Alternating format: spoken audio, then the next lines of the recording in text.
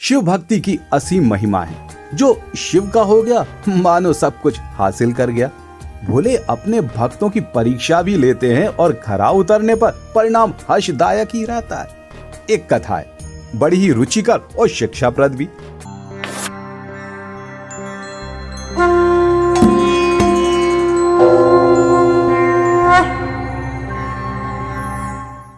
अच्छा, बात बहुत पुरानी है। नारद जी हाथ में वीणा थामे हुए हरि का गुणगान करते हुए भोले के पास कैलाश मानसरोवर जा पहुंचे। प्रणाम किया और बोले, हे शंभू, मैंने इतने लोग देखे हैं, आपके भक्तों को परखा है, उनकी भक्ति से निहाल भी तो बहुत हुआ हूं, लेकिन प्रभु कांति नगरी के श्याल राजा के समान अतिथि वत्सल शिव भक्त तो मैंने आज तक नहीं देखा।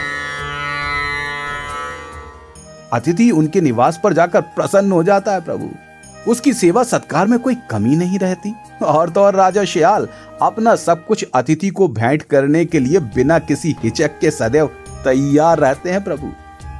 यहाँ नारद जी राजा श्याल की सेवा भावना का बखान करते हुए नहीं थक रहे थे और वहां बोले अपने भक्त की प्रशंसा सुनकर प्रसन्न हो रहे थे। सहसा ही भगवान शंकर ने एक निर्णय लिया।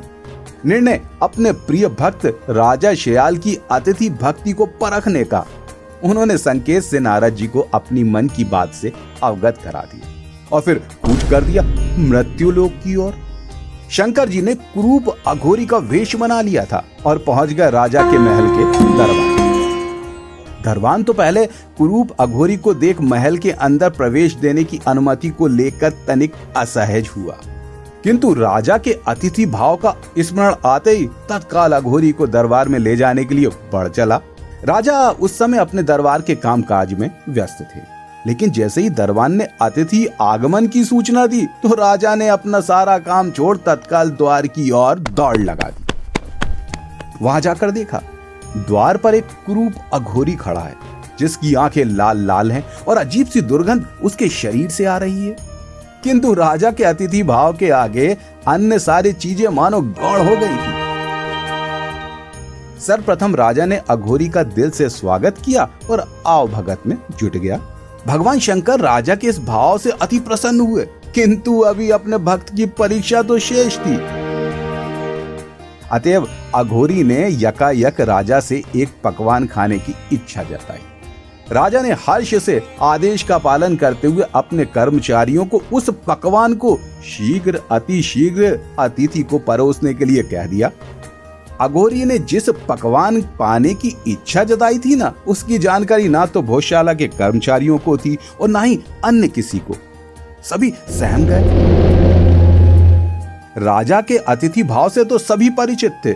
ज्ञात था कि यदि आज्ञा का पालन ना किया गया तो मृत्यु दंड का भागीदार भी बनना पड़ सकता है। यहाँ आसन पर विराजे अघोरी प्रतीक्षा कर रहे थे, किंतु भोजन था जो उपस्थिति नहीं हो रहा था। तंग आकर अघोरी ने राजा की ओर देखा तो राजा स्वयं भोजन ना आता हुआ देख विचलित थे। राजा जिस भी दरबारी से भोजन लाने के लिए कहते वो जाता तो अवश्य था, किंतु लौट कर ही ना आता। अंतोगत्वा राजा ने अपने पुत्र को आज्ञा दी कि वो तत्काल स्वयं भोजशाला की ओर जाए और भोजन लेकर उपस्थित हो। ये क्या, राजकुमार गए तो बड़े शीघ्रता से थे, लेकिन वो भी नहीं लौटे। यहाँ अघोरी का रूप धारण करे हुए शंकर जी अपनी परीक्षा के अनुसार राजा पर क्रोधित हो गए। ये क्या महाराज, जब आपको भोजन कराना ही नहीं था तो इतनी लंबी प्रतीक्षा कराने की आवश्यकता क्या थी? महाराज, आपने एक अघोरी का उपहास किया है, आपने अतिथि धर्म को भंग करके महापाप किया है राजन, आपको इसका दंड अवश्य मिलेगा। ये कहते हुए वो साधु अपना आसन छोड़ खड़े हो गए। राजा तो अघोरी के क्रोध को देख सहम सा गया, कभी ऐसा नहीं हुआ था, किंतु आज उसके अतिथि का अपमान हो गया था।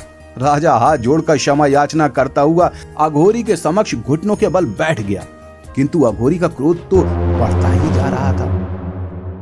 खूब क्षमा याचना की, तब जाकर अघोरी थोड़ा शांत हुए, किंतु कहा जिसने मेरा अपमान किया है राजन, उसको मृत्यु दंड मिले तभी मैं भोजन ग्रहण करूंगा। क्योंकि जिम्मेदारी राजकुमार के हाथों में सौंपी गई थी। ऐसे में अघोरी की यह बात सुनकर राजा तो भौंचक रह गए। एक और पुत्र मोह था और दूसरी ओर अतिथि सम्मान। राजा को ज्ञात था कि अतिथि तो भगवान होता है और भगवान का अपमान तो संभव ही नहीं। राजा ने दिल पर पत्थर रखते हुए निर्णय लिया और राजकुमार को दंड स्वरूप मृत्यु को सौंप दिया। राजा और रानी को इससे कुछ भी शोक नहीं हुआ। उन्होंने अतिथि सेवा में कोई त्रुटि नहीं आने दी। भगवान शंकर ये लीला देख देख मन ही मन प्रसन्न हो रहे थे और राजा रानी के अतिथि सत्कार की प्रशंसा कर रहे थे। किंतु अभी तो परीक्षा शेष थी। जैसे तैसे पकवान तैयार हुआ और उसे आसन लगाए अघोरी के सामने परोस दिया गया। राजा ने हाथ जोड़ भोजन ग्रहण करने की याचना की और स्वयं हाथ से पंखा झलने लगे। राजा को संतोष था कि अब अतिथि खाली पेट तो नहीं लौटने वाले। किंतु अघोरी बने शंकर जी तो अपने आसन से उठ खड़े हुए, ये कहते हुए लौटने लगे कि तुम पुत्रहीनों के यहाँ मैं भोजन ग्रहण नहीं कर सकता। राजा के साथ रानी भी अतिथि को रूठा थे, घबरा गए, खूब मनाया, किंतु शंकर जो अघोरी बने हुए थे टस से मस न हुए। कोई अन्य राह ना देखते हुए अंतोगत्वा राजा ने अपने इष्ट भगवान शंकर का आवाहन किया और इस संकट से उबारने की प्रार्थना की। बहुत समय बीत गया। राजा ने जैसे ही फिर अपने नेत्र खोले तो मानो चमत्कार सा हो गया था। भोले कुरूप अघोरी का रूप त्याग अपने असली रूप में उपस्थित जो हो गए थे। राजा रानी ने यह दृश्य देखा तो नेत्रों से अश्रु जल बह निकला। हाथ जोड़ अपने मस्तक को भगवान शंकर के चरणों में झुका दिया। भोले से शिव बोले, हे राजा, अपनी अतिथि सेवा को पूर्ण तो करो। राजा के गले से शब्द ना फूटे, बस उनके नेत्रों से झरझर अश्रु बहते जा रहे थे। भगवान ने पुनः अपनी बात को दोहरा दिया। राजा बोला, हे प्रभु, आप तो अंतर्यामी हैं, सब ज्ञात है आपको। मेरा पुत्र अब जीवित नहीं है, उसका जीवन तो हर लिया मैंने प्रभु। तो भला कैसे मैं अपने अतिथि कर्तव्य को पूर्ण करूं? ये मेरे बूते से बाहर है भगवान। मैं आज अपने कर्तव्य से विमुख हो गया। अब सिर्फ मृत्यु ही मेरा अपराध को समाप्त कर सकती है भगवान। आपने दर्शन दे दिए, अब मुझे अपने चरणों में स्थान भी दीजिए। यहाँ राजा और रानी अपना कर्तव्य पूर्ण ना करने के चलते विलाप कर रहे थे और वहां भगवान शंकर मुस्कुरा रहे थे। प्रभु ने राजा के कांधे पर हाथ रख कहा, हे राजन, तुम अपने पुत्र को तनिक जोर से पुकारो तो सही एक बार। राजा इस बात को समझ नहीं पाया, किंतु ईश आज्ञा को मान अपने पुत्र का नाम तेज आवाज में पुकार दिया और अपने पास आने को कहा। ये क्या था? राजा के पुकारते ही उनका मृत पुत्र और अधिक तेज युक्त होकर समक्ष आता हुआ दृष्टिगोचर हुआ। कांति नगरी में चारों ओर आनंद की धारा बह निकली। शंकर जी ने राजा रानी को आशीष दिया और विस्तार से परीक्षा के बारे में अवगत कराया। राजा अपने परिवार के साथ प्रभु के चरणों में नतमस्तक हो गया। शिवलोक से तत्काल ही एक दिव्य विमान उतरा और राजा रानी तथा बच्चों को लेकर कैलाश को चला गया। देखा ना, यही तो है शिव भक्ति की महिमा।